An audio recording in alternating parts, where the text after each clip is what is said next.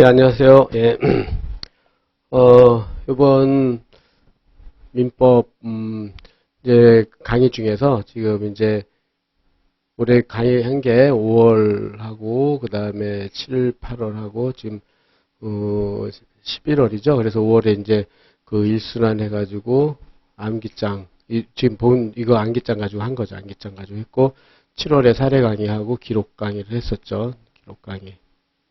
그리고 11월에 이제 마찬가지로 이 암기장 가지고 이제 최종 정리를 하는 시간을 갖도록 하겠어요. 그래가지고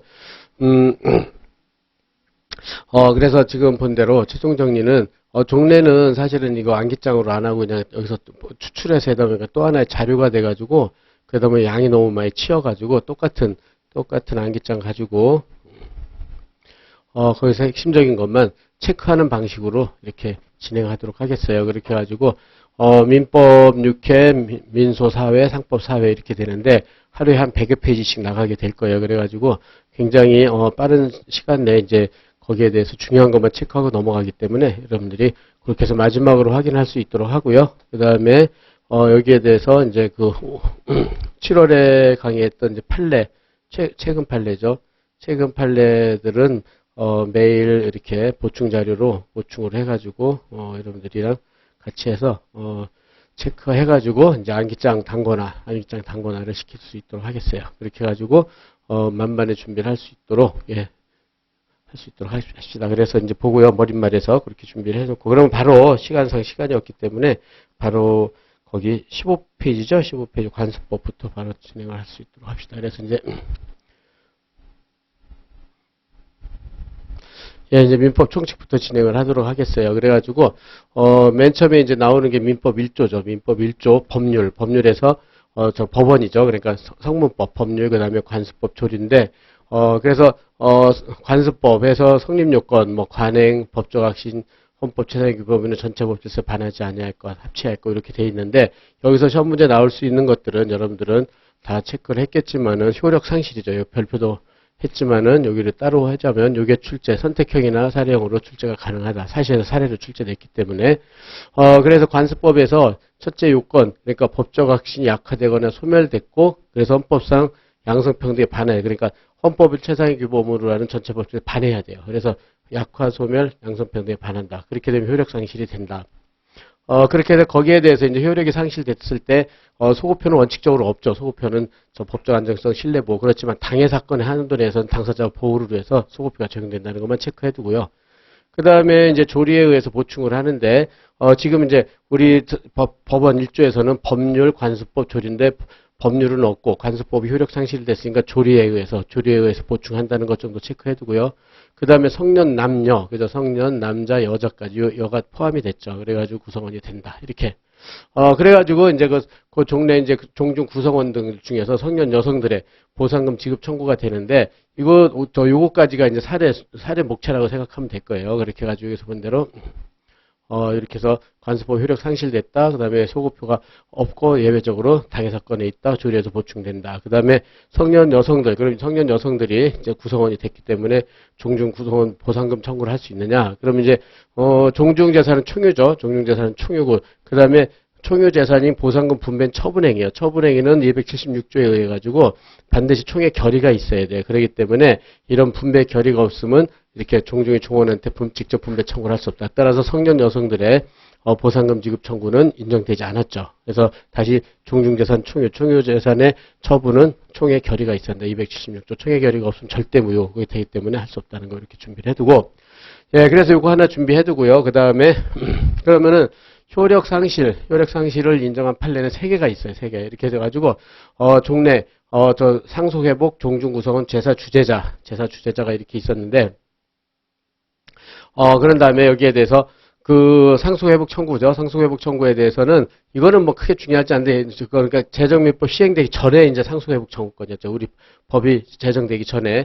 그때는 안날 6년, 10년이었는데 지금 이런 관습법은 항상 헌법 최상위 규범에 반하게 되기 때문에 헌법 재산권 보호에 관한 규정에 반해 효력이 상실됐어요. 상속회복 민법 시행 전.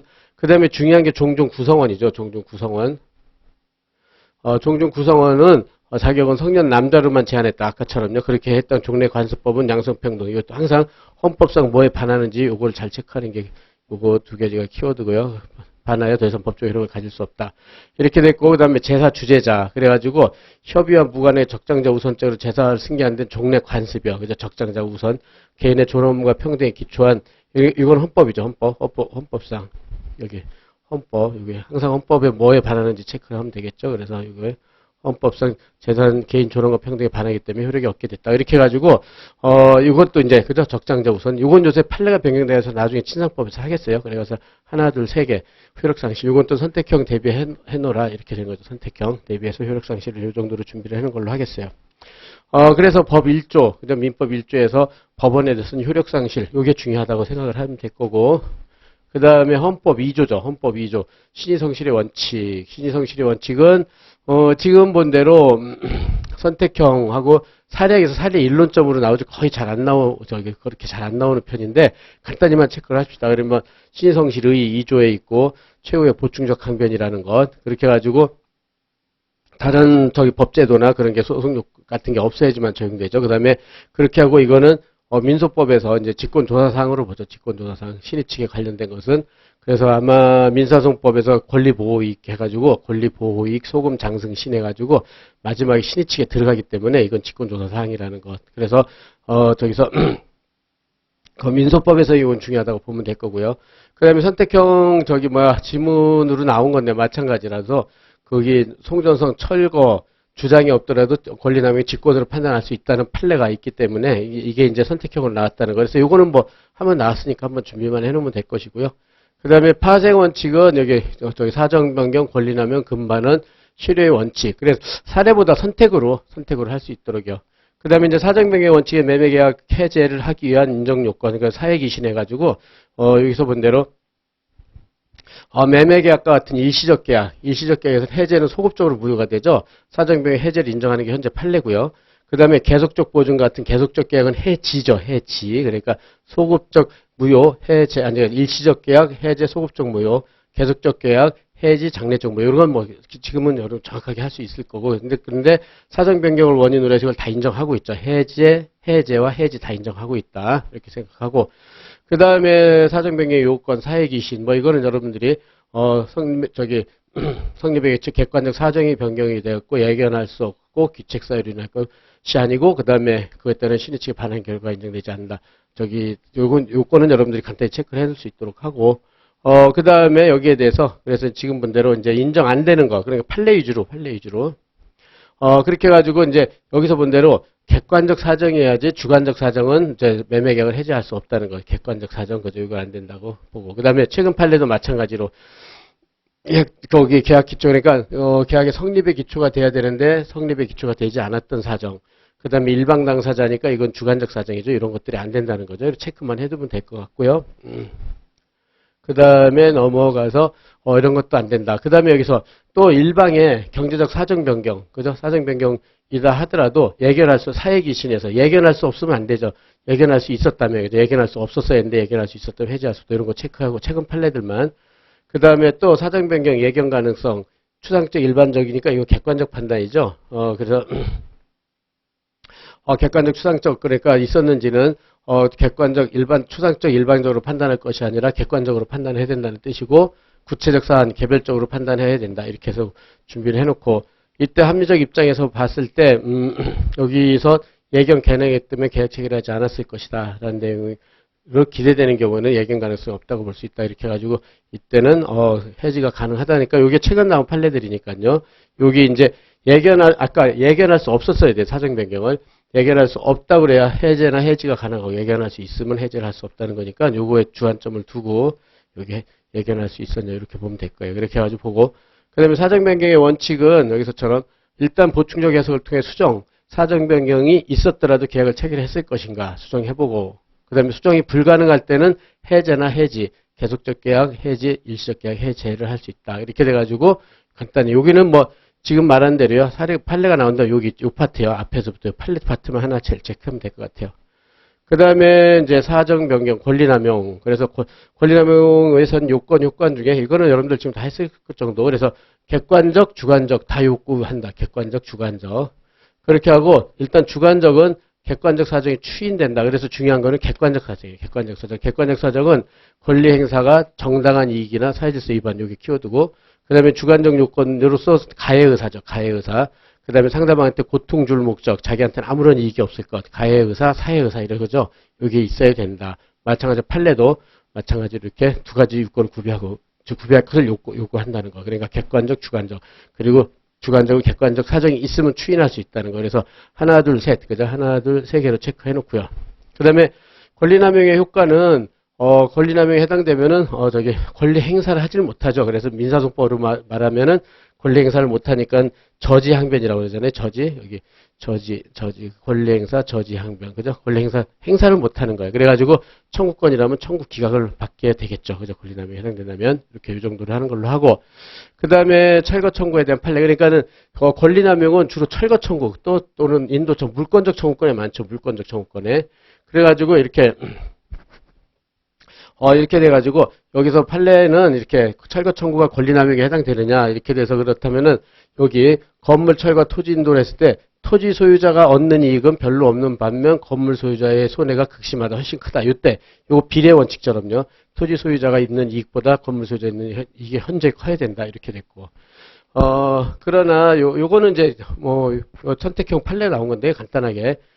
주로 송전선 판례가 많은데, 거기서 이렇게 토지를 통과하고 있던 점 알고서 토지를 취득했다고 하더라도 그 송전선에 있는 토지 소유 취득자가 소유권 행사가 제한된 상태에 용인하였다고 할 수 없으므로 바로 신의 측에 반하지 않는다. 그러니까는 요거 알고 있는 것만 가지고는 신의 측에 반하지 않고요. 이거는 토지 소유자가 입은 손해보다 이익보다 건물 소유자 입은 손해가 현저히 클 때, 요게 주된 요건이라는 거. 요거가 기준이다. 요걸 기준으로 하는 거지, 이렇게 알았냐, 몰랐냐는 것은 필요 없다. 이렇게 해서 이 정도만 체크를 할 수 있도록 합시다. 이렇게 해보고. 그 다음에, 금반원은 선행에 모순된 후행이 금지죠. 그 다음에, 선행행위가 있고, 그 다음에, 신뢰하고 정당한 이익, 정당한 신뢰를 형성하고, 모순된 후행을 했을 때, 이것도 마찬가지 행사하지 못하죠. 저지항변.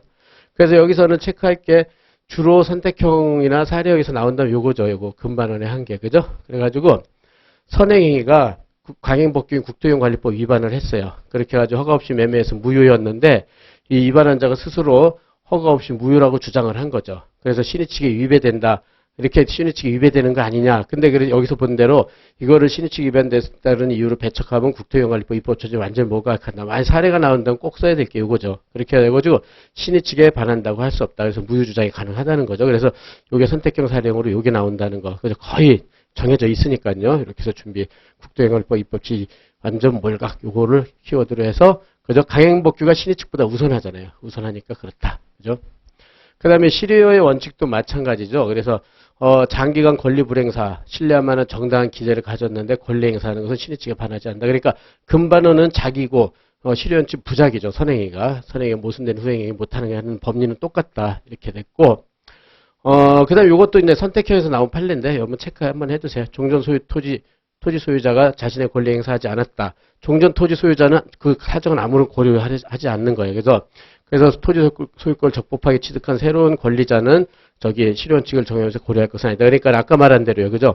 종전 소유자가 그 사정은 전혀 고려하지 않아요. 그래가지고 저 소유권을 취득한 자의 사정만 고려한다는 정도로 그냥 이렇게 요령만 체크해 놓으면 될 것 같아요.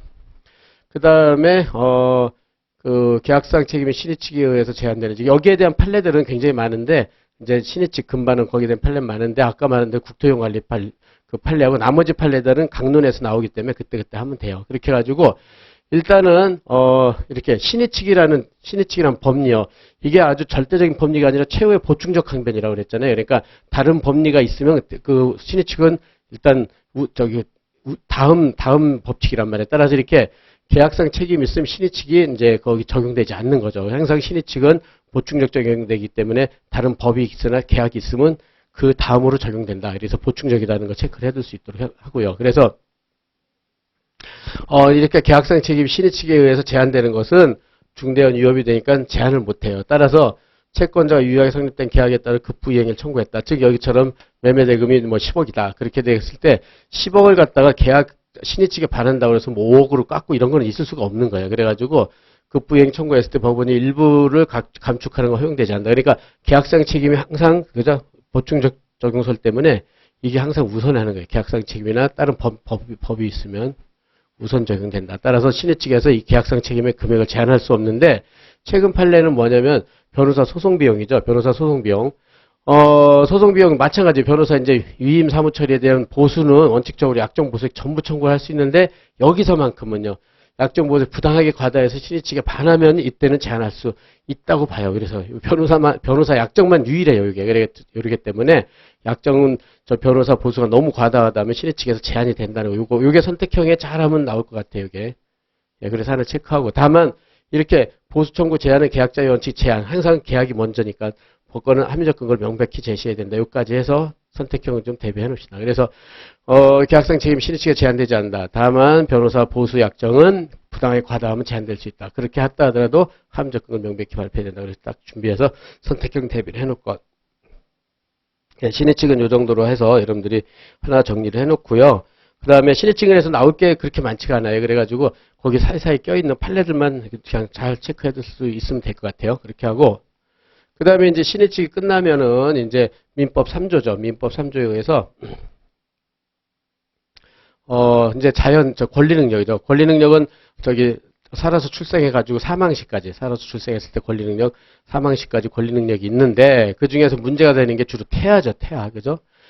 태아에서는 개별적으로 권리 능력이 인정되는 거는 손상류 해가지고 앞자 따서 손해배상, 그죠? 태아의 손해배상, 그 다음에 상속, 그 다음에 유증이죠, 유증. 3개. 그건 인정이 되는데, 손상류, 사인 해가지고 사인증여라든지 인지 여기는 안 되죠. 이렇게 5개 한다면 되는 게 손상유고 안 되는 건 사인증여하고 인지 이렇게 체크해서 이것도 거의 뭐 선택형 대비니까 우리 민법은 태아의 보호에 관해서 일반적 보호주의가 아니라 개별적 보호주의다. 개별적으로 그래서 손상유 3개다. 그죠? 따라서 손해배상 청구. 태아는 손해배상에서 출생한 걸로 본다. 그래서 여기서는 살아서 출생해야 된다는 거 하나 체크해두고요. 그 다음에 두 번째 손해배상이 직접 기속돼야 돼. 직접. 그래가지고 또는 직접 기속돼야 된다. 따라서 판례는 교통사고로 태아가 조산, 그러니까 태어나긴 태어나야 돼요. 살아서 출생해야지. 죽으면은 바로 사산되면은 태아의 권리가 아예 없으니까 안 되고 살아서 출생해야 된다. 조산됐으니까 살아서 태어났다. 조금이라도 살아서 태어났다가 사망하면은 직접 기속이 된 거죠. 그러니까 태아한테 직접 교통사고가 일어났으니까 자신의 불법 행위로서 재산상 손해를 청구할 수 있다는 것이고, 그 다음에 이제 정신적 손해요. 정신적 손해. 그러니까 여기 판례를 보면요. 여기 밑에 보면 태아인데 자기 부가 교통사고로, 아버지가 교통사고로 사망했다. 그러면 태아 중에는 정신적 고통을 감수할 수가 없잖아요. 근데 나중에 태어나면 장래 감수할 것을 합리적으로 기대할 수 있죠. 이게 키워드죠. 장래 감수할 것 합리적 기대. 이때면 태아도 교통사고로 인한 아버지 사망으로 인한 정신적 손해배상 청구할 수 있다. 그래서 재산적 손해 하나, 정신적 손해 하나 이렇게 딱딱 판례를 하나씩 준비를 해놓고, 그래서 뭐냐, 살아서 출생해야 되고 직접 기속돼야 돼요. 그죠? 그래서 그런 식으로 해서 하나씩만 준비해놓으면 충분할 것 같고요. 그 다음에 상속에 대해서도 태아는 출생한 것으로 본단 말이에요. 그것은 3개 있죠. 재산상속, 대습상속, 유류분. 그러니까는 상속에 관한 규정과 똑같은 효력을 갖고 있는, 거기서 재산, 대습, 유류분. 그죠? 이렇게 해가지고 3개에서도 이미 출생한 것으로 본다. 이렇게 되고요. 그 다음에 유원으로 증여하는 거죠. 유원으로 증여받는 거. 태아가, 그죠? 할아버지나 뭐 다른 사람한테 유원으로 증여받았을 때, 이때는, 단독행위다. 그렇기 때문에 태아의 승낙이 필요 없다는 걸 전제로 해서 유증에 관한 1064조에서 이거 상속에 관한 요 천조 사망을 준용한단 말이에요. 준용. 그렇기 때문에, 보게요. 1064조 천조 사망을 준용하고 있기 때문에 태아의 권리 능력이 인정되는데, 사인증여 아까하고 인지 그런 건 안 된다고 그랬죠. 법이 없어가지고. 사인증여. 그러면 사인증여든 사인증여든 생전증여든 이건 계약이에요. 계약. 증여는. 따라서 계약은 청약 및 승낙이 있어요. 청약에 대한 승낙이 있어야 되는데 태아는 승낙을 할 권리 능력이 없잖아요. 그래서 그렇기 때문에 일반적으로 판례는 부정한다. 이렇게까지 준비를 해놓고. 근데 판례는 지금 본 대로 생전증여는 없고 사인증여만 판례가 있죠. 그랬을 때 여기서 본 대로 태아에 대한 증여, 계약이라는 거 강조하고요. 그 다음에 수중에는 태아의 수중에가 필요하다. 이게 승낙이야. 승낙. 계약이므로 승낙이 필요하다. 근데 판례 정지조건설에 따르면 태아인 상태에서는 권리 능력이 없단 말이에요. 그래서 권리 능력이 없으니까 법정 대리인도 있을 수가 없어요. 그러니까 승낙 기관이 없는 거죠. 따라서 법정 대리의 수중 행위도 저기 승낙 의사 표시하는 거죠. 이것도 할 수가 없다는 거죠. 따라서 수중의 태아의 수중 능력을 부정하고 있다. 이렇게 돼가지고 요게 선택형에서 나오는 것 중에 하나죠. 하나. 그러니까 선택형이 됐을 때 사인증여, 판례는 사인증여만 있으니까. 그래서 계약에서는 하여튼 태아의 권리 능력이 인정 안 돼요. 승낙을 할 수가 없기 때문에. 그 다음에 태아의 권리 능력이 인정되는 경우, 태아의 권리 능력, 이거는 인정되는 경유, 손상유라고 그랬어. 손상유. 사인증여는 안 되고. 그 다음에 태아의, 그러면은 권리 능력이 인정되는 경우에 권리 능력 취득 시기죠, 시기. 여러분들 잘 알고 있는 정지조건설이죠, 정지조건. 정지조건은 뭐죠? 조건은 장래 발생할 것이 불확실한 사실이 의존하는 거고, 정지는 효력이 발생하는 거란 말이에요. 그죠? 따라서 정지조건설은 뭐냐면, 태아인 동안은 권리 능력이 없어요. 그래서 살아서 출생하면 조건이 성취되고, 그때 소급해서 권리 능력 취득하니까 효력이 발생한 거죠. 그래서 정지조건이라는 거예요. 그래서 정지조건. 살아서 출생할 걸 조건으로 권리 능력 취득한다. 따라서 태아인 동안은요, 권리 능력 없다, 상속 능력 없다, 법정 대리인도 없어요. 그런 결론은, 태아의 권리 능력을 인정되는 손상유에서도 살아서 출생해야지만 권리 능력이 있기 때문에, 그전에는 권리 능력 없는 거예요. 결론은 그렇게 됐어요, 결론은. 그래서 합의는 뭐다? 이거 체크해놓고, 그죠? 요것도 이거는 완전히 처음 나온 기본적인 판례들이니까 이렇게 준비를 해놓고. 예, 그 다음에 동시사망 추정, 동시사망. 그러니까 권리능력 파트에서 나오는 게 요거죠. 태아의 권리능력 동시사망 추정인데, 동시사망의 경우는 가장 중요한 게, 동시사망일 때 상속이 생기질 않아요. 그죠? 동시사망으로 아버지하고 아들이 죽었다. 그러면은 아버지 재산은 아들한테 상속이 안 돼요. 그러나 중요한 건 대습상속은 인정한다. 이게 중요하죠. 여기 선택형, 대습상속은 선택형도 나올 수 있고 사례형도 나올 수 있으니까는, 예, 이렇게 둘 때 준비를 해놓는다. 예, 이게 중요하죠. 동시사망일 때는 상속은 생기지 않는데 대습상속 나온다. 이게 이제 사례나 선택으로 나온다. 이렇게 생각을 하고, 그 다음에 동일한 인하는, 여기서 조문에서는 교통사고, 비행기 사고 이렇게 동일한 인한 하나만 규정되어 있지만 학자들은 이건 판례가 없기 때문에 별로 중요하지 않아요. 그래서 동일하지 않은 인한에도 동일사망 추정한 걸로 학자들이 얘기하는 거기 때문에 이거는 판례가 아니니까 간단히 동일한 인한, 하지 않은 인한도 중요한 건 효과다. 상속은 일어나지 않고 대습상속은 인정된다는 게 판례다. 이렇게 해가지고 일단은 요걸로 선택형을 대비해 놓고요. 사례는 나중에 대습상속 가지고 하는 걸로 하고요. 그래서 이제 여기 당사자 파트에서는 권리 능력이고요. 살아서 출생. 그죠? 여기서 본 대로 당사자 파트는 권의 행위죠. 권리 능력, 의사 능력, 행위 능력이 있어야 된다. 권리 능력이나 의사 능력 없으면 if나 무효고, 행위 능력 없으면 취소 요거. 그죠? 그래서 이제 권리 능력에서 중요한 거는 태아하고 그다음에 동시사망 중요하고요. 그다음에 이제 의사 능력과 행위 능력에 문제가 된다. 의사 능력은 일단 판단 능력이죠. 자기가 어떤 법률 행위를 했으면 어떤 결과가 발생할지 판단 능력이고, 그리고 구체적 개별적으로 판단한다는 것. 그다음에 특별한 법적 의미, 요게 이제 가끔 나오는데 특별한 법적 의미가 저당권이에요. 의사무능력자가 저당권 설정했을 때 저당권의 법률적 의미나 효과까지도 판단할 수 있는 능력이 있어야 된다. 이거 간단히 보고요. 그 다음에 의사무능력자 법률행위 효력은 절대적 무효죠. 절대적 무효다. 그래서 의사무능력자에 의하여 행해진 법률행위 무효를 주장한, 그렇게 하고 이제 신의 측 아까 이거 신의 측 판례인데, 근데 좀 이따 보겠지만 의사무능력이나 행위무능력자가 먼저 선행행위로 법률행위를 해놓고 신의 측 주장하는 것은 금반원에 반하지 않는다. 왜냐면은 의사무능력자나 행위무능력자 보호하는 규정은 강행 규정이에요. 그러니까는 이걸 만약 신의 측에 반해서 못하게 한다면 그 입법 취지를 몰각할 우려가 있기 때문에 이때는 신의 측에 반하지 않고 절대 무효다. 그렇죠? 이거 간단히 체크. 신의 측은 판례가 있는 거죠. 이거는. 이것도 선택형이 가끔 나오니까 체크를 해놓는다. 그 다음에 의사무능력 법률행위가 무효가 됐을 때 부당이득 반환 범위. 그래서 이게 의사무능력에서 선택형 최근 판례 나온 건 거의 이게 제일 중요하죠. 그래서 행위무능력자 판례는 제한능력자 보호를 위해서 141조 단서, 그리고 141조 단서에서 제한능력 법률행위로 취소되면은 부당이득의 원칙 규정인, 그죠? 부당이득의 원칙 규정인 748이죠. 748의 규정에 의하면 그 법률행위가 무효가 됐을 때 선의자는 현존이익만 반환하면 되고 악의자는 모든 이익을 반환해야 되는데, 제한 능력을 이유로 취소했을 때는 141조 단서안에서 선악을 불문하고 현존이익만 반환해서 제한 능력자를 보호해주죠. 그거를 유추 적용을 해가지고 의사무능력자도 선악을 불문하고 현존이익만 반환하면 된다. 이렇게 해서 요게 가장 많이 출제되고 있는 선택형이요. 특히 선택형에서 그거 하나 준비를 해놓는다. 그죠? 748의 원칙과 차이점. 748 원칙, 행위무능력, 의사무능력은 141조 단서에서 선악을 불문하고 현존익만 발언하면 돼요. 그렇게 알았죠? 그렇게 해서 준비를 해놓는다. 748의 저기다. 그렇게 하고 그 다음에 거기에 대해서 요게 이제 의사무능력자 판례인데 요 판례가 저기죠. 그러니까 여기 요거 저 선택 저기 특별한 법률적 의미를 가지고 있는 거예요. 요 판례. 이렇게 해서 요거 의사무능력자 근저당 설정을 했단 말이에요. 그죠? 이렇게 됐다. 그래서 의사무능력 상태에서 무효다. 대출약정 무효이기 때문에 원상으로서 현존 이익에 반환을 청구할 수 있다. 141조 단서. 그래서 이게 이제 판례가 나오고 이게 선택형에 나올 가능성이 있는 것 중에 하나죠. 그러니까 이 정도로. 예, 그래서 의사무능력 쪽도 요 체크한 것만 어느 정도 하면 될 것 같아요. 아직은 뭐 이렇게 크게 그렇게 되진 않으니까. 그 다음에 여기에 대해서 그 다음에 행위능력. 그 다음에 제한능력이라고 그러죠. 행위능력. 그래서 행위무능력자의 법률행위, 그 제한능력자 법률행위 취소할 수 있다. 이렇게 돼가지고, 그 미성년자, 그죠. 근데 그 제한능력 파트에서는요, 미성년자, 그 다음에 한정 후견인, 피성년 후견인,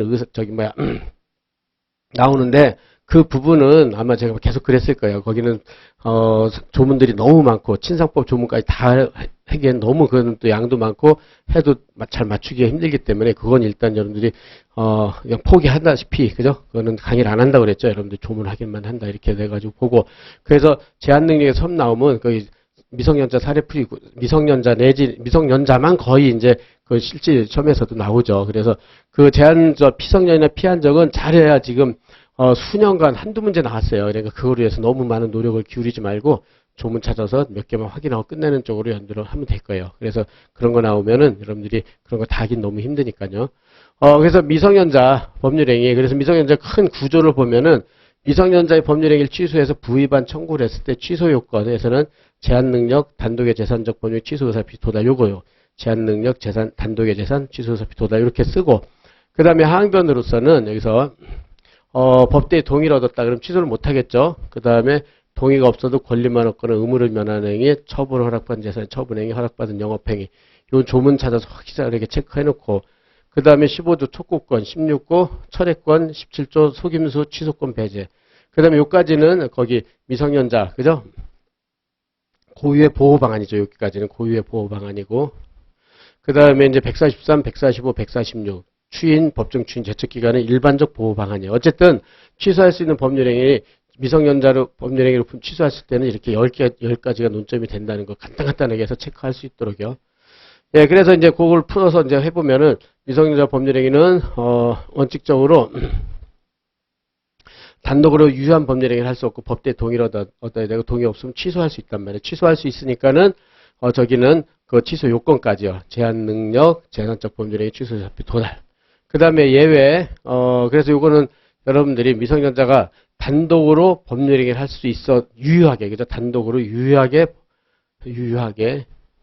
할 수 있는 법률행위죠. 그래서 앞졌다면 단처용은, 이건 취소할 수 없죠. 그래서, 여기서 단순한 권리만 얻거나 의무를 면하는 행위, 그 다음에 증여나 면제 같은 걸 말하죠. 그 다음에 처분 허락받은 재산의 처분행위, 뭐 용돈 같은 걸 말했다고 그래요. 그 다음에 허락받은 영업에 관한 행위, 그 다음에 혼인했을 때는 성년자로 본다. 그래서 단처용은 이렇게 되죠. 여기서 성년의제는 요거 하나 체크. 혼인이 해소돼서, 이혼이 됐죠. 이혼. 그러니까 뭐 15살 때 결혼해가지고 16살 때 이혼했다 하더라도 성년의제, 성년으로서 보는 효과는 존속한다. 그래가지고 성년이 되는 거죠. 그래서 단처용은 이렇게 해놓고요. 그 다음에 거기에 대해서 기출로 중요한 판례들이요. 그래서 민법, 아까 본 대로요. 민법 5조는 강행 규정이에요. 그래서 미성년자가 스스로 취소하는 건 신의 측에 반하지 않는다. 왜냐하면 그걸 배척하면 미성년자 대조 입법 취지 물각. 그러니까 신의 측 위배야. 이거는 저기서 의사무능력이랑 똑같다고 그랬죠. 그 다음에 미성년자가 월 소득 범위내에서 신용 구매 계약. 그러니까 신용카드에서요. 신용 구매. 이거는 사는 거죠. 매매 계약. 그죠? 신용카드를 샀을 때 스스로 얻고 있던 소득. 그죠? 얻고 있던 소득에 대해서는 법정에 묵시적 처분 허락 6조죠. 6조에 의해서 허락받은 재산의 처분행위란 말이에요. 그죠? 허락받은 재산의 처분행위. 그렇기 때문에 이건 취소를 못해요. 신용 구매 계약은 취소 못한다는 것. 그래서 묵시적 처분을 기억할 거죠. 이거는. 여기 있는 것들은 다 선택형 나올 가능성이 있으니까. 그 다음에 신용카드 이용계약이죠. 이용계약이 중요하죠. 이용계약이. 여기 대로 신용카드 사례에서는 요게 나올 가능성이 있다고 그랬죠. 신용카드 이용계약. 그죠? 구매계약은 취소를 못하니까 처분 허락받은 재산 처분행위. 근데 신용카드 이용계약은 허락받은 재산의 처분행위가 아니란 말이에요. 이거는 가입계약이기 때문에. 그래가지고 신용카드 이용계약이 취소했다 하더라도 신용카드 회원과 가맹점사 체결된 개별적 신용구매계약이에요. 신용구매계약은 그대로 유효하게 존속하고 또 신용카드 발행인과 가맹점사의 신용가맹인 계약도 여전히 유효하단 말이에요. 그죠? 그래서 아무런 영향을 안 주는 거예요. 그러니까 신용카드 이용계약이 취소돼서 이건 그대로 암기하세요. 신용구매계약도 유효하고 신용가맹계약도 유효하다. 따라서 신용카드 회원은 자신의 가맹점에 대한 매매대금 지급 채무를 법률상 원인 없이 면제, 변제가 아니라 면제예요. 이거 키워드. 면제받는 이익을 얻었다고 본다. 따라서 면제받은 대금 상당히 부의반을 청구할 수 있다. 그래서 면제받은 부의반. 그래서 요거까지 해가지고 이제 3명관계. 그래서 신용카드 이용계약이 취소돼도 매매계약도 유효하고 가맹계약도 유효하다. 따라서 신용카드 회원은 원래 신용카드만 결제하면 돈을 안 주잖아요. 그래서 면제받는 이득을 법상 원인 없이 받았다 해서 신용카드 회사에 대해서 부당이득 반환 의무를 진다는 거. 이게 사례나 선택형의 가장 미성년자 법률행위에서 이게 제일 유력하죠. 그 다음에 여기 이제 또 6조 8조 문제가 나오는데 이것도 선택형에서 많이 나오는 문제 중에 하나죠. 6조하고 8조가. 이거는 뭐냐면 6조는 처분 허락받은 재산에서 법정 대리 부모죠. 부모는 여전히 법정 대리권이 있는 거예요. 존속함으로 법정 대리인 미성년 처분을 허락했다 하더라도 처분에 대해서 유효하게 대리행위를 할 수 있는 거야. 대리권이 존속하기 때문에 대리행위를 할 수 있다. 그렇지만 8조 허락받은 영업에 대해서는 성년자와 동일한 행위 능력이 있다. 그럼 법정 대리인은 미성년자가 성년자가 되는 순간 대리권이 없어져 버려요. 없어져 버리니까는 대리권도 소멸해 버리죠. 그러니까 대리행위를 할 수가 없겠죠. 그죠? 그래서 6조, 8조 이걸 이 조문 마지막으로 한번 확인해 보세요. 6조는 임의로 처분할 수 있다. 이렇게 돼서 법정 대리권 존속인데 8조는 성년자와 동일한 행위 능력이 있다. 허락받은 영업에 대해서는. 따라서 법정 대리인 미성년자일 땐 법정 대리인데 성년자가 되면 대리권 바로 소멸하죠. 그래가지고 요게 잘 나오니까 선택형에서 특히요. 그러니까 6조, 8조 대리권 잘 정리해 놓는다. 그 다음에 피성년 후견. 여기는 여러분들이 지금 말한 저번 때 5월달 강의할 때도 했지만 조문 확인. 여러분들이 보면 알겠지만 법전협에서도 잘해야 한 문제, 어쩌다 한 문제 나오는 정도니까 여기 이렇게 기출된 것들만 하나씩 이렇게 체크해 둘 것. 알았죠? 이건 넘어가겠어요. 예, 그래서 이거는 뭐 조문 확인하는 거니까 그렇게 해서 준비를 해놓고 다음 페이지에서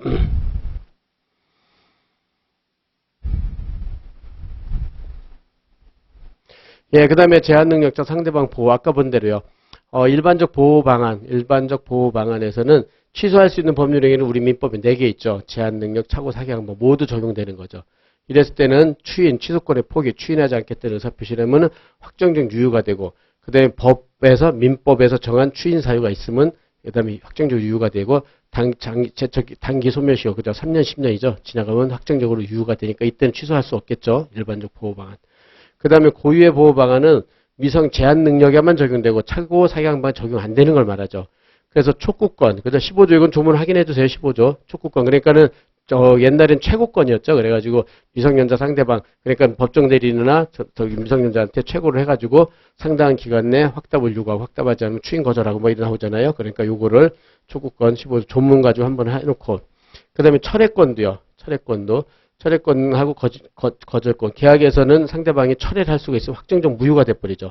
그 다음에 단독행위에서는 거절할 수 있다. 그래서 이거는 조문 확인을 할 거 꼭 알았죠? 이거는 확인을 해서 아니면 여기다 써놓으라고 그랬잖아요. 여기다 조문을 좀 써놓아가지고 확실하게 저런 거 선택형 나왔는데 틀렸다. 그럼 말이 안 돼요. 이거는. 그러니까 여러분들 이건 조문 한번 해놓고. 주로 이제 17조 취소권의 배제, 속임수였죠. 속임수. 그래가지고 본조에서 취소권이 배제되겠으면 첫째 속임수를 써야 돼요. 그죠?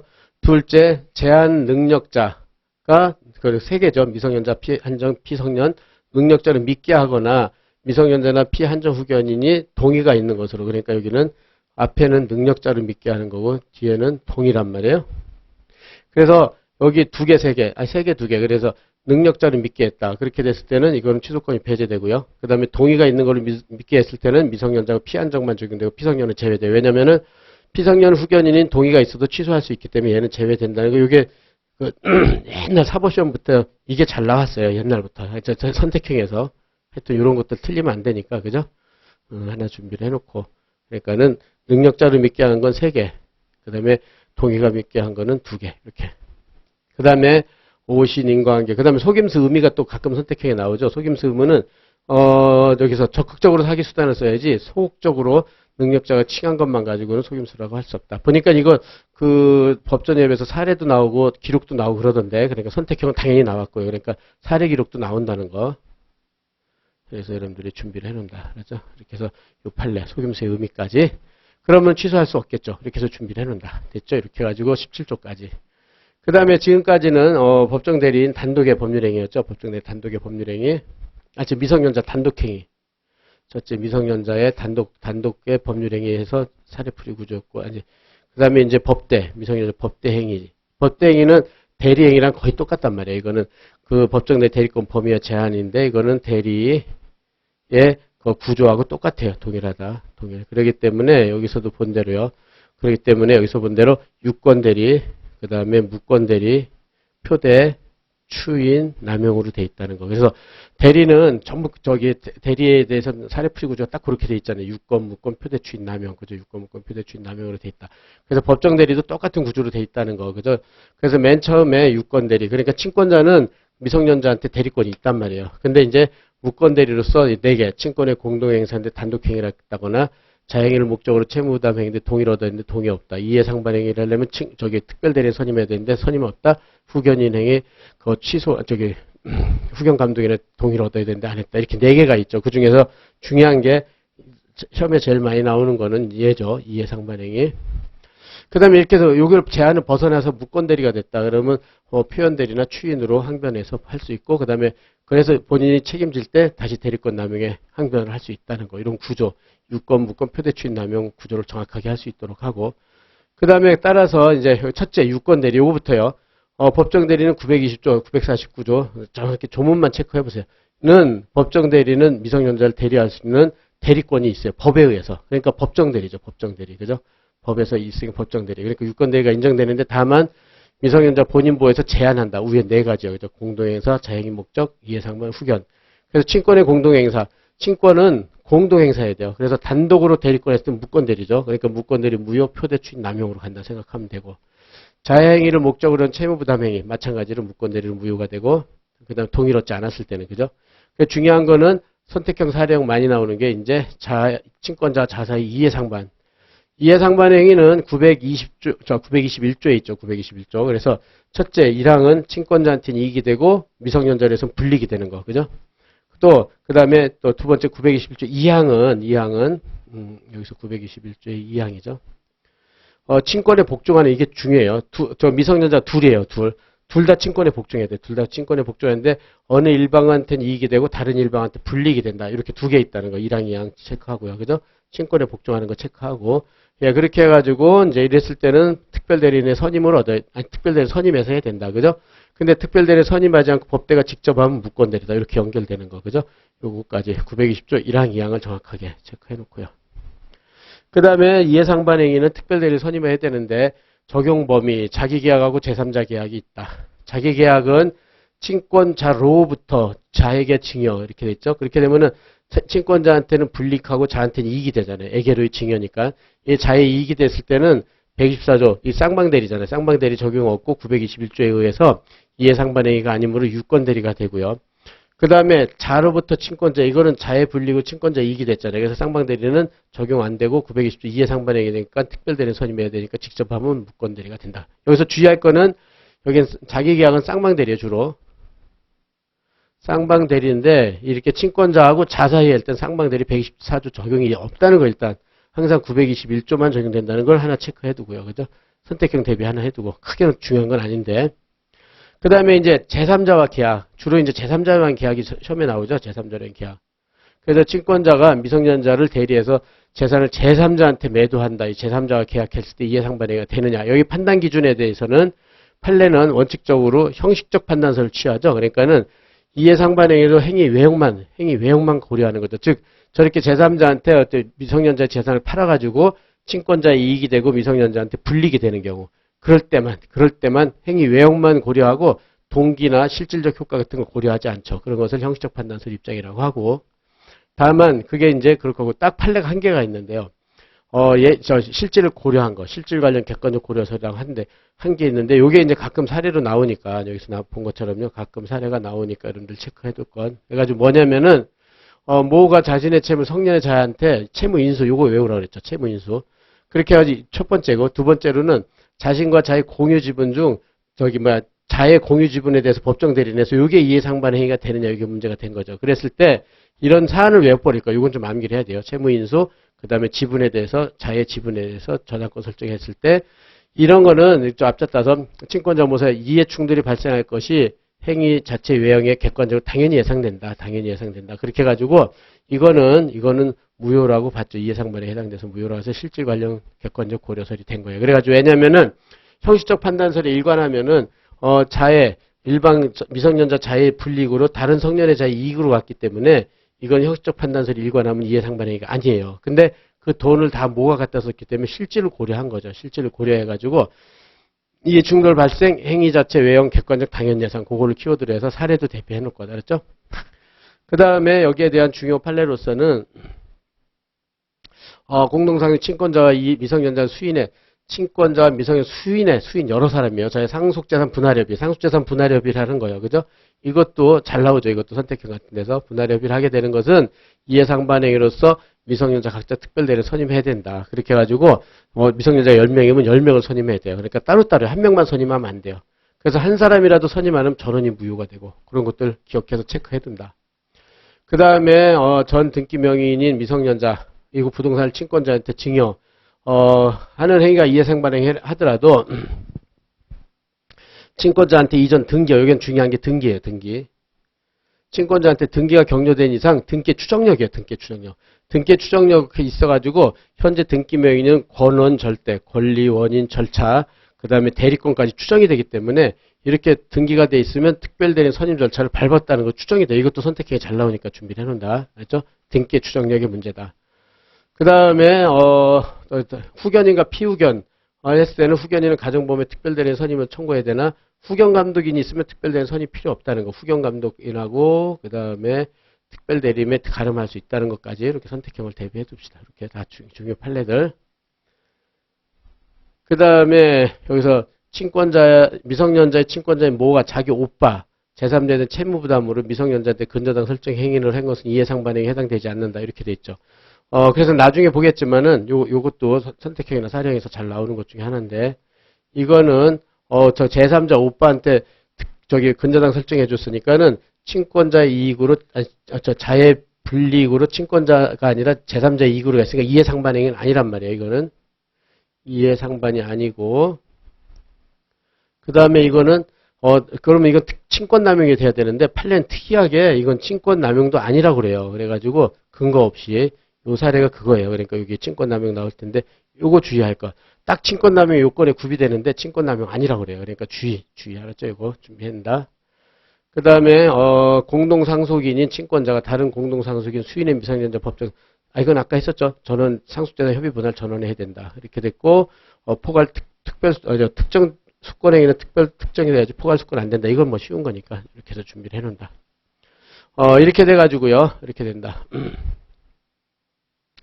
그렇게 해서 보고 그 다음에 여기서 본 대로 그럼 이해상반 해결 때는 이렇게 했는데 이해상반이 부정됐을 때는 이해상반행인데 특별대리인 선임하는 무권대리인 무효잖아요. 근데 이해상반행위가 부정된 유권대리 유효니까 친권자 보호, 미성년자를 보호해서 친권 남용이 나온단 말이에요. 항상, 그죠? 그럼 유권, 무권, 표대추인 남용이란 말이에요. 남용의 문제. 그래서 요 판례도 잘 나오고 있죠. 요 판례도. 그래가지고, 여기서 본 대로 친권 남용은 친권자 법정대리 자기 또는 제3자 이익으로 해서 법정대리권 남용 행위를 하는 거죠. 그러니까 미성년자 본인의 이익으로 해서가 아니라 자기 또는 제3자 이익으로 해서 남용 행위를 하고 상대방이 친권남용을 알거나 알 수 있었을 때는 107조랑 단수 유추정에서 무효다. 요까지. 이건 뭐 기존에 있던 거 그대로죠. 기존에 있던 판례 그대로. 그에 따라 그렇다면 여기서 107조 1항 단서가 무효니까는 거기에 따라서 새로운 법률상 이해관계를 맺은 자는 107조 2항에 의해서 유추정에 대항할 수 없다. 즉 107조 2항이 유추적용된다는 판례. 이것도 잘 나오니까 알아서 준비를 해놓는다. 그 다음에 이거 선의는 추정되기 때문에 제3자가 악이라는 사실에 대해서는 무효를 주장한 자한테 이건 뭐 기존에 있던 거 그대로니까 요까지만 잘 해보세요. 그러니까 107조 1항, 107조 2항 유추 적용이 된다는 거. 그렇게 해서 준비를 했다. 친권남용에 대해서. 그 다음에 여기에 대해서는 또 중요한 판례 매매하고 저당권이 있는데 미성년자 갑의 부동산 법정된 의린이 자신의 유흥비를 마련하기 위해서 시세보다 훨씬 저렴한 가격으로 대리해서 병과 그러니까 제3자 이익으로 갔잖아요. 그죠? 체결을 한 경우 그러면은 무능력자 불이익으로 제3자 2구에 갔기 때문에 이해상반이 부정이죠. 근데 병이 그러한 사정을 알거나 알 수 없으면 친권남용을 긍정을 했어요. 여기는 부정긍정. 이거는 이해상반행이 아니는 건 쉬운데 이건 친권남용을 긍정하니까 이걸 1번 원칙에 따라 됐는데 문제는 아까 위에서 본 것처럼요. 미성년자 친권자인 모가 미성년자에게는 오직 불이익만 주는데 자신의 오빠 사업을 해서 수요부동산 저당권을 설정해 줬어요. 그리고 제3자도 그 같은 사정을 알고 있었다. 이렇게 되면은 오빠의 미성년자 불이익으로 오빠의 이익으로 했으니까 친권 이해상반은 부정이 된단 말이에요. 그런데 여기서 제3자는 그 같은 사정을 알고 있고 남용행위니까는 딱 친권 남용에 해당되는데 이것도 부정한다는 거. 요거 주의하라고 그랬어요. 요거 주의하라 이렇게 알았죠?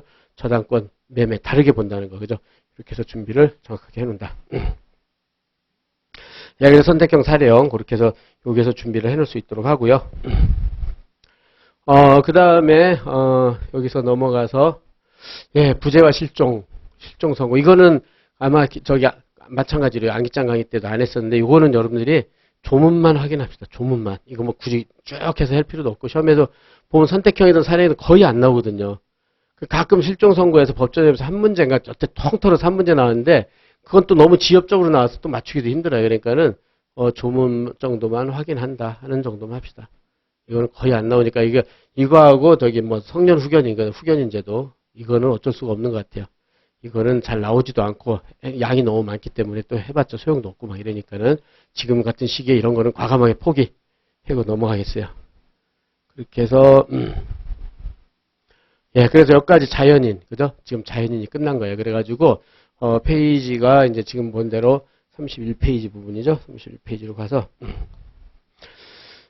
예, 그러면은 1조 법원 했죠. 우리 관습법 효력상실 신의 측, 그 다음에 사정변경, 권리남용, 그 다음에 근반의 치료원칙에서 그 판례들만 정확히 체크해놓고요. 당사자 자연인에서는 권리능력, 그 다음에 의사능력, 행위능력 파트에서 봤고요. 그 다음에 이제 법인은 예, 여기서는 1시간 정도 지났으니까 요거 10분 쉬고 진행하도록 합시다. 예.